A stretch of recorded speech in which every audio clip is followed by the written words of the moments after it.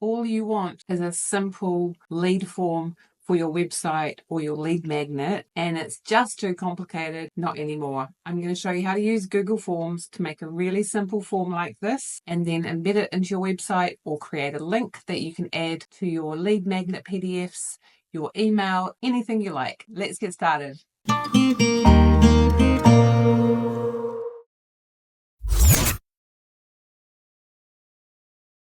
So I'm going to show you how to set up a Google form. Now, forms are available if you have a free Google account or if you have a paid Google Workspace account. But we are going to use it today for collecting lead information, and we will be embedding this form on a website later on. I just logged into Google. I actually went to Google Forms. You can drop down here and choose between Docs, Sheets, Slides, and Forms. So I'm in Forms.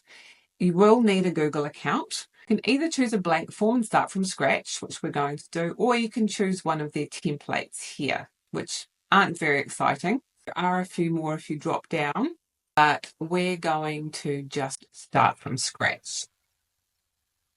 You want to call it something, clearly. We're going to call it inquiry form.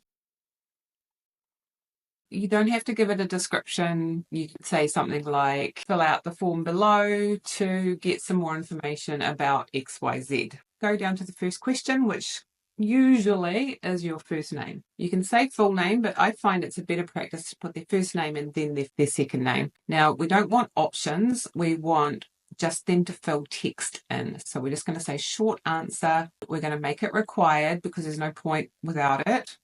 And you could give them a hint of what it is, but I think it's pretty obvious. We won't need to do that. And we're going to add another question, and we're going to make that short answer as well. And that's going to be last name, and that's going to be required as well. So here's where they fill it in. And then we're going to say their email address and short answer again. Your best email. And make that required. And then we could give them a space to write what they're inquiring about. And we'll choose paragraph. And we'll make that required as well. And there's your simple form done. First of all, we're going to give it a name up here as well. So we're going to copy this, put that up here. Now you'll see along the top, this is where your responses will show. You can link this to a Google Sheet as well. We're not going to in this tutorial, but you can have it export the responses into a Google Sheet. Now you can start making it look a little bit nicer. So you want to customize the theme up the top, and we can make it whatever color we like. We'll go with this one, and you can change the fonts. I actually quite like those. So that is all good. Now we're going to add a header image of our logo. So I've still got the theme sidebar open. So I'm just going to click on header, choose image. And then I'm going to upload from my computer the logo rectangle shape that I've just made. And you can see that it's cropping it to the size that it needs. It's just cut off a little bit. It's not cutting off anything important. So I'll just say done. And there you can see you've got a lovely form with your logo at the top, first name, last name, email, how can we assist? Now, if you want to have a look what it's going to look like on the user's end, we're just going to click on preview. And there you can see you've got a lovely form all ready to go. Now you can either copy that link to send to people, or you can embed it into your website. So our form is ready and we want to publish it. So you can see at the top it says not published. This form isn't accepting responses.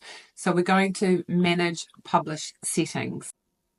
It's come up with this pop-up and it says responders, anyone with the link. You can change that. If you're going to put it somewhere public facing, you want anyone with the link. Like you might want to put the link into a PDF lead magnet or on your website or at the bottom of your email. So anywhere you put the link, as long as it says anyone with the link, will be able to respond. And that's all you need to do. This is just for editing, so you don't need to change that one there. And then you say done. You don't need to put an email address up here at all. And then we say publish. It is published. You can see up the top here. You can go into responses to check your responses. That is it. Okay, so now we want to embed it into our website. We can use this link here to add it to a lead magnet. So you just copy that link and then put some text into your lead magnet and then add the link, or put this form in as part of your landing page. All you need to do is you click on the three dots up on the top right, and then you click on Embed HTML.